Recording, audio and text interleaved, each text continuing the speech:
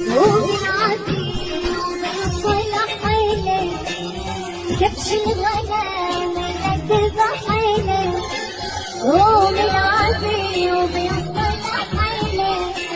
كبش الغنم واصدر لك راعي واسرح حبيك وراعي الغنم بالعصاية يا سلام يا سلام يا سلام يا سلام لك دومك دومك دومك دوم وبحب الغايبي لشبانه بالوعد زيني وما زيتي لك من عيوني